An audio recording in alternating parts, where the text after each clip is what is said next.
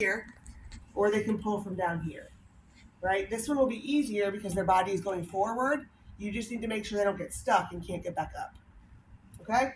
So she's pulling with this side and pushing with this side. Let's break it down. On the pull side, what is she using to pull? Probably pec major. Again, what's the innervation? It's all day today, tomorrow, and Thursday. 5, 6, 7, 8, 1. What else is she using besides pec? Interior delt. Deltoid. What level? Come on, guys. This is all day. Get on board. Right, 5, 6, thank you. What Writing else? it down. It's okay. Some people have it. That's why I know they can call it out because they have the innervation, right? I gave you guys your innervations. So the reason some people are spitting it out so quickly is because that's their one. That's why I keep telling Holly, get ready, because that's her level. She was supposed to come up with one for pec, so they know the pec.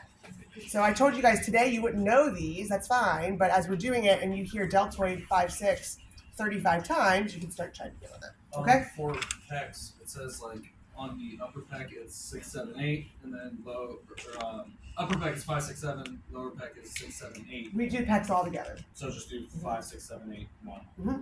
Yep. So we try to cluster in this area. So because at this point, if they have some pec that can pull into that flexion, adduction, neo rotation, we're not going to care which part of the pec it is.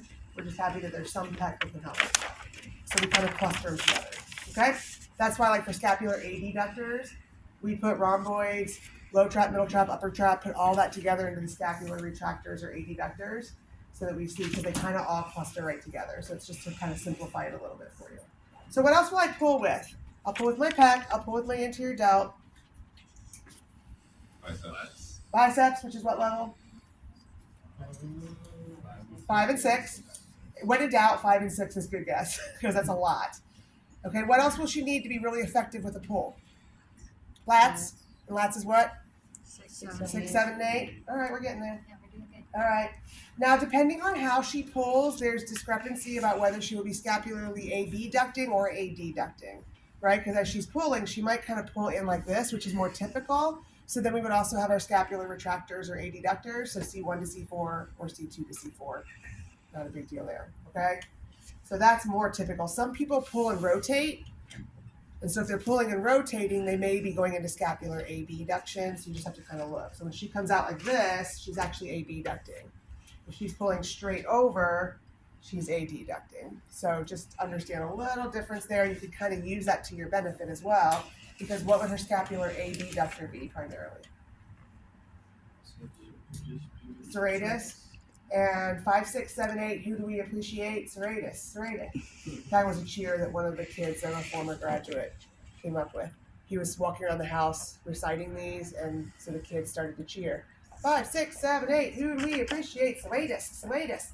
So, and that was good because the serratus is your scapular stabilizer, right? So if you have like a 6 at least, and you have a good amount of that, that's pretty good. I used to have a video, but it's so old now you can hardly see it. It's too fuzzy. Of a gentleman that was a C5 quadriplegic complete, and he's C5, so he has a tiny bit, but his scapula just almost looks like it's going to pop out through his skin. So it's like, we're not going to rely on that for a whole lot. So they did it for the video. Okay, so let's go to the push side. What is she pushing with? Deltoid, a lot of deltoids. So what's deltoid? 5, 6, and I was going to say abductors, so supraspinatus maybe. a little supraspinatus. And so what's our rotator cuff? 5, 6. What else? Woo! What else will she push out with? Maybe some triceps, maybe. So if she has triceps, she will push with triceps. You're absolutely right. If she doesn't have triceps, obviously she won't. But yes, if she has any level of triceps, she's going to try to push with triceps for sure. Okay, and then we just talked about the scapula. What's it doing on a push? Abduction, upward rotation, protraction, upward rotation. So that's going to be what we just talked about. Serratus. 5, 6, 7, 8. Thank We you. appreciate. I appreciate that. Thank you. Rachel, yay, Rachel. No, serratus. I know. Serratus. Remember serratus. Yeah, remember the serratus. Okay, so there are a few others, but those are some of the key ones right now. The one thing you can work with them on also, if they can't do that push-pull to clear their butt off, is they can lift their leg across the other side as well.